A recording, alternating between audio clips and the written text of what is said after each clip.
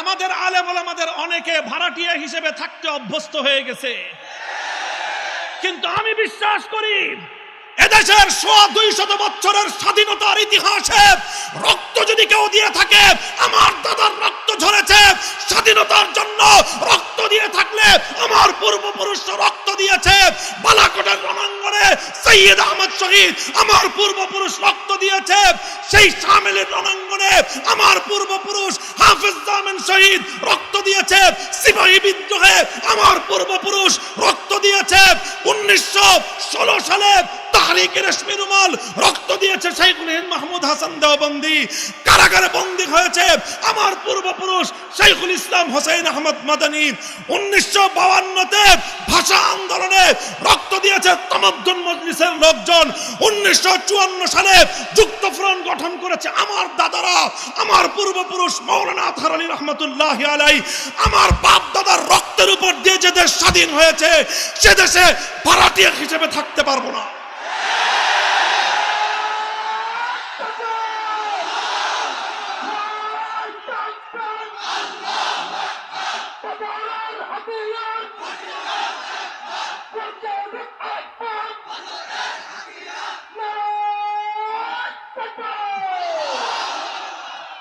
অনেকের কাছে, আলেম ওলামাদের কাছে এই সুরটা পছন্দ হয় না। ওনারা মনে করেন আলেমরা কথা বলবে খুব আস্তে আস্তে, আলেমরা কথা বলবে খুব শান্তশিষ্ট কণ্ঠে। এই যে একটা ধারণা ওনারা বদ্ধপরিকর করে রেখেছেন, কোথায় পেয়েছেন আপনারা এই ধারণাটা? মুহতারাম হাজিরিন, আমি বারবার বলছি, ইসলামের মূল কাজ হলো 3টি। ইসলামের 1 নম্বর কাজ হলো শিক্ষা, তালিম। ওলামায়ে কেরামের এক বিশাল জামাত তালিমের ময়দানে মশগুল থাকবে। তারা জাতিকে সুশিক্ষা দেওয়ার জন্য প্রস্তুত।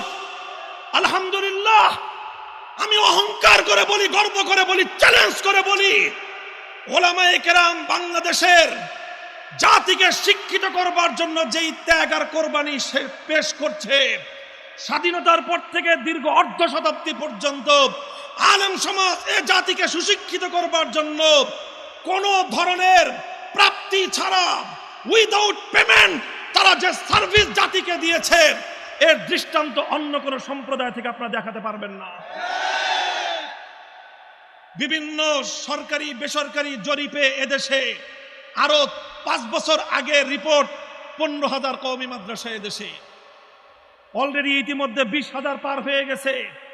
প্রায় 25 লক্ষ ছাত্র ছাত্রী রানিং পড়াশোনা করতেছে। তো 25 লক্ষ, এবং সেটা বাড়তে বাড়তে ইতিমধ্যে আমার ধারণা 50 লক্ষের কাছাকাছি চলে গেছে। এই 50 লক্ষ ছাত্র ছাত্রী অধিকাংশই তারা দারিদ্র সীমার নিচের ছাত্র ছাত্রী। এই ছাত্র ছাত্রীগুলো এদেশের নাগরিক, ভাড়াটিয়া না, ভাড়াটিয়া না। মাদ্রাসার তালেবে ইলমদেরকে যারা করুণার দৃষ্টিতে দেখেন, দৃষ্টিভঙ্গি বদলান, দৃষ্টিভঙ্গি বদলান।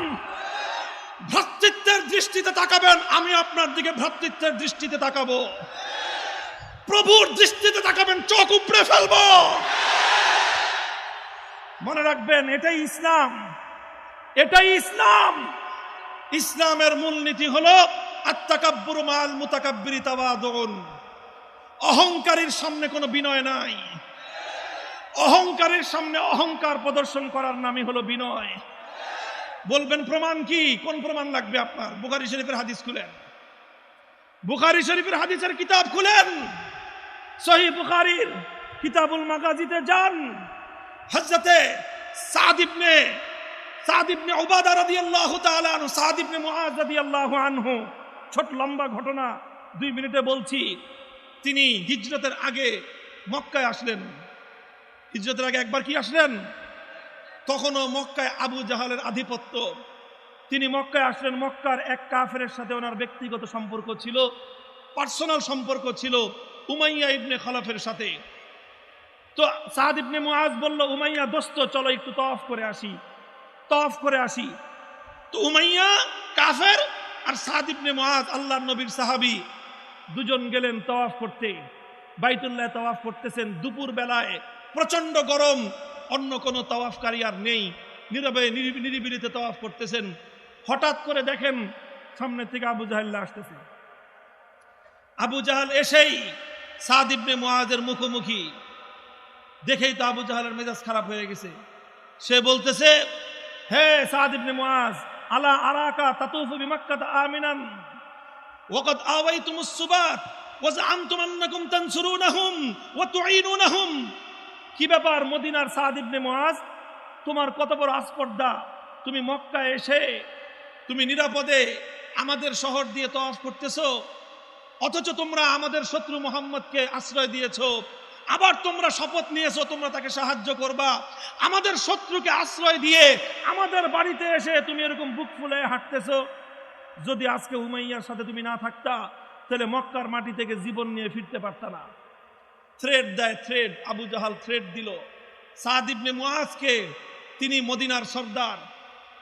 আবু জাহালদের কাছ থেকে এই হুমকি শুনে অভ্যস্ত না সাদ ইবনে মুআজ। সাদ ইবনে মুআজ পাল্টা হুমকি দিলেন। আবু জাহাল যতটা জোরে বলেছে, সাদ ইবনে মুআজ তার চেয়ে আরো জোরে বলেছেন। আরো জোরে সাদ ইবনে মুআজ আবু জাহালকে হুমকি দিলেন, বললেন, লাইন মানাতানি হাযা লাআমনা আন্নাকা মা হুয়া আশাদ্দু আলাইকা তারিকাকা আলা আহলিল মদিনা। আবু জাহাল, তুই, আমি মক্কায় এসেছি, মক্কায় পেয়ে তুমি আমার সঙ্গে গরম দেখাও। তুমি আমাকে বলো মক্কায় আমি নিরাপদে তাওয়াফ করতেছি, এটা তোমার সহ্য হয় না। তুমি আমাকে হুমকি দাও ভবিষ্যতে মক্কায় তুমি আমাকে আসতে দিবা না। শুনে রেখো, শুনে রেখো আবু জাহাল, তুমি যদি আমাকে মক্কায় আসতে বাধা দাও, আমি তোমাকে এমন এক জায়গায় বাধা দিব যেটা তোমার জন্য এর চেয়ে আর অনেক বড় কঠিন হয়ে দাঁড়াবে। সেটা কি? তারিকাকা আলা আহলিল মদিনা। ব্যবসা বাণিজ্য করে খাস না তো? ব্যবসা বাণিজ্য যে করতে যাস সিরিয়ায়, মদিনায় আমার বাড়ির পাশ দিয়ে কিন্তু তোর যেতে হয়। তুই যদি আমাকে মক্কায় আসার ক্ষেত্রে এক চুল পরিমাণ বাধা দিস, আমি তোর জন্য মদিনার পাশ দিয়ে সিরিয়ায় যাওয়ার রাস্তা চিরতরে বন্ধ করে দিব। এই কথাটা হযরত সাদ ইবনে মুআজ মিনমিনায় বলেন নাই, নসিহতের সুরে বলেন নাই, ডাইরেক্ট থ্রেড দিয়েছেন, থ্রেড, হুমকি দিয়েছেন। উমাইয়া ইবনে খালাফ পাশ থেকে বলে, লা তারফা সাওতাকা আলা আবিল হিকাম সাইয়্যিদি আহলিল ওয়াদি। কয়, সাদ ভাই, তুমি দোস্ত আমার, একটু আস্তে কথা বলো, কারণ আবু জাহাল তো আমাদের এলাকার নেতা। আবু জাহাল আমাদের এলাকার নেতা, সাইয়্যিদি আহলিল ওয়াদি, বুখারীর হাদিস। হযরত সাদ ইবনে মুআজ আরো গরম হলেন, আরো গরম হলেন, বললেন, তোর নেতার খেতাপুরি কথা এটাই বলছেন, যে বলছেন তুমি আবু জাহালের দালালি করতেছ। আমি আল্লাহর নবীকে শুনছি, এই আবু জাহালই তোমাদের সকলের পতনের কারণ হবে। হে মক্কাবাসী, আজকে তোমরা যে আবু জাহালকে মাথায় নিয়ে নাচতেছ, আর আমি আবু জাহালের সঙ্গে ঝাড়ি দিয়ে কথা বলি বলে তুমি আমাকে বলতেছো কণ্ঠস্বর নত করতে। সাদ ইবনে মুআজের কণ্ঠস্বর নত হবে না। তোর নেতারে কো আস্তে কথা বলতে, তখন আমিও আস্তে কথা বলবো। তোমরা আস্তে কথা বলো, দেখবা আমরা কত আস্তে কথা বলতে পারি। যদি আমাদের সঙ্গে এই সুরে কথা বলা হয়, তাহলে সেই সুর আমরাও শিখেছি হাদিস পড়ে। মুহতারাম হাজিরিন, আমার যেই মূল মেসেজটা আপনাদের কাছে দেওয়ার জন্য আমি দীর্ঘ সময় ধরে আলোচনা করলাম, সময়টা আসলে অনেক লম্বা হয়ে গেল। আমি আখেরি পয়গাম দিয়ে আমার বক্তব্য শেষ করতেছি। ওলামায়ে কেরামের কাঁধে আল্লাহর দ্বীনের জিম্মাদারি। হে আলেম সমাজ, আমি আপনাদেরকে বলে যাই, এই বসেন, একটু বসেন। ওলামায়ে কেরামের জন্য বড় জিম্মাদারির বিষয়, ইসলামের সকল কাজগুলো আলেমদেরকে সামাল দিতে হবে। ইসলামের সকল কাজগুলো আলেমদেরকে সামাল দিতে হবে। এজন্য আলেমদের মধ্যে তাকসিমে কার লাগবে, তাকসিমে কার, কর্মবন্টন করতে হবে, কর্মবন্টন। এবং আলহামদুলিল্লাহ ওলামায়ে কেরাম আমরা কর্মবন্টনের মূল নীতির আলোকেই ইসলামের সর্বব্যাপী খিদমত আমরা আঞ্জাম দিচ্ছি। আমি সেই দিন সিলেটের আপনার হবিগঞ্জের একটা ঐতিহ্যবাহী মাদ্রাসা, 125 বছরের পুরনো এক মাদ্রাসায় গিয়েছিলাম। সেই মাদ্রাসায় আমি একটা দৃষ্টান্ত দিয়েছিলাম, আলেম ওলামাদের যে সমন্বিত কাজকর্মের আলেম ওলামারা যে সমন্বিতভাবে কাজ করবে। ইসলামের কাজ একা একা করলে হবে না সবাইকে নিয়ে করতে হবে? ইসলামের কাজের মূল জিম্মাদার কারা? ইসলামের কাজের মূল জিম্মাদার কারা? প্রত্যেকটা কাজে আলেমদেরকে জিম্মাদারি নিয়ে কাজ আদায় করতে হবে। তালিমের কাজের জিম্মাদারি আলেমদেরকে নিতে হবে। দাওয়াত এবং তাবলীগের কাজের জিম্মাদারি আলেমদেরকে নিতে হবে। আমর বিল মারুফ নহি আনিল মুনকারের কাজের জিম্মাদারি আলেমদেরকে নিতে হবে। অন্যায়ের প্রতিবাদের জিম্মাদারি আলেমদেরকে নিতে হবে। বাতিলের মোকাবেলার জিম্মাদারি আলেমদেরকে নিতে হবে।